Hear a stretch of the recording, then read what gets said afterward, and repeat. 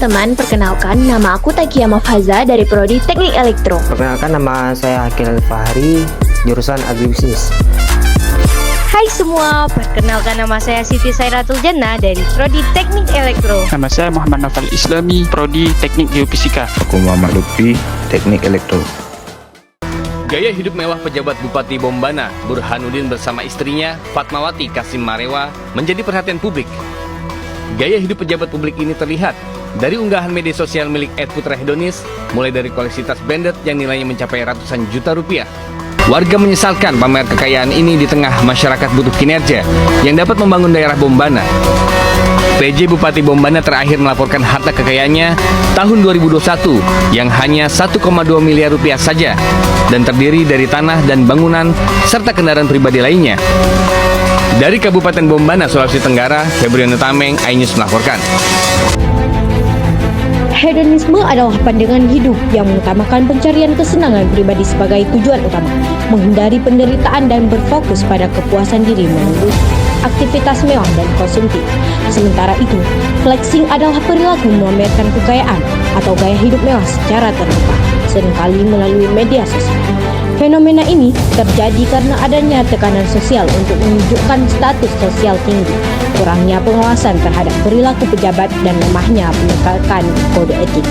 Contohnya adalah kasus Mario Dendi, anak pejabat pajak Rafael Alun Trisambodo yang memamerkan gaya hidup mewah di media. Baiklah, di sini saya sendiri Takia Mafhaza dan rekan saya Siti Sairatul. Dan saya Akil Fahri. Mari kita lihat pandangan dari beberapa masyarakat mengenai sifat flexing dan sikap hedonisme para pejabat. Gimana sih? Jadi kan seorang pejabat itu harus mencontohkan yang baik kepada masyarakatnya, apalagi sekelas pejabat negara. Nah, di pejabat negara ini, mereka itu kan dibayar dengan pajak-pajak masyarakat, dengan pajak warga negara Indonesia, yang harusnya mereka memanfaatkan uang itu untuk keperluan pribadi dan dengan yang baik. Nah, dan bahkan jika mereka itu mendapatkan tunjangan atau mendapatkan suatu insentif, mereka bisa membantu masyarakat sekitarnya. Nah, contoh anggota DPR kita yang kita lihat selama ini dengan hidup hedonismenya, baik itu dia sendiri dan keluarganya, yang harusnya mereka itu bisa membantu masyarakat atau tempat dapil mereka berada.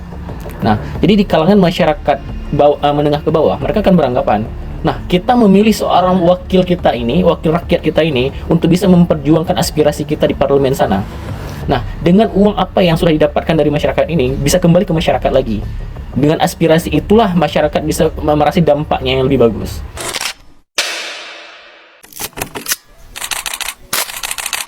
Kalian kan bisa ambil contohnya dari pejabat itu. Terus nanti seandainya kalian jadi seperti mereka, jangan lagi diulang. Kasih contoh buat yang lain untuk kedepannya lebih bagus lah ya.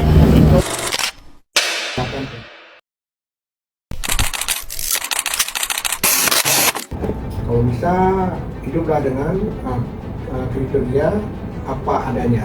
Yang penting jujur, kemudian kita punya kemauan untuk belajar, karena pakaian itu bukan penampilan lah, penampilan itu bukan satu-satunya tolak ukur untuk mendapat perhatian dari berbagai pihak. Baik, kami akan menjelaskan sedikit solusi untuk menghindari budaya flexing. Nah, yang pertama, kita harus menerapkan penguatan regulasi dan hukum, yaitu menerapkan aturan secara tegas serta menutup celah penyalahgunaan wewenang pada pemerintah. Yang kedua, kita harus mengoptimalisasikan pelaporan LHKPN secara transparan untuk mendorong pejabat untuk melaporkan harta kekayaannya. Yang ketiga, kita harus mengaudit gaya hidup pejabat secara berkala, serta kita harus menerapkan hukum secara tegas tanpa pandang bulu. Tidak peduli kita melihat pejabat itu kaya ataupun miskin ataupun pengaruh politik seseorang, demi mewujudkan hukum di negara kita. Dan kita harus meningkatkan tingkat rasa percaya diri yang kuat. Jadi kita fokus pada kelebihan dan pencapaian diri sendiri, jangan melihat kelebihan orang lain dan juga pencapaian orang lain. Kemudian kita harus banyak-banyak berlatih bersyukur, syukuri apa yang kita miliki, apa yang kita kehendaki agar tidak mudah tergoda dengan apa yang dimiliki orang lain. Kemudian fokus pada pengembangan diri. Alihkan perhatian kita dari orang lain untuk menghindari prioritas, untuk menghindari validasi, serta menghindari hal-hal yang tidak diinginkan. Kemudian, pegang teguh nilai integritas dan etika. Terapkan prinsip hidup sederhana, terutama bagi pejabat publik dan ASN. Kemudian, hindari perilaku pamer kekayaan. Jadi, kesimpulan yang dapat kami ambil dari hasil wawancara kami dengan beberapa narasumber tentang fenomena flexing dan idealisme di kalangan pejabat. Masyarakat menjadi kecewa, masyarakat sedih karena seharusnya pejabat yang menjadi contoh teladan yang baik malah mempertahankan gaya hidup mewah. Pejabat seharusnya melakukan tugas dan memanfaatkan jabatannya dengan bijak sesuai dengan tanggung jawab dan porsinya demi masyarakat, bukan demi kepentingan pribadi. Hidup sederhana, kerja nyata, itu baru pejabat yang bermakna.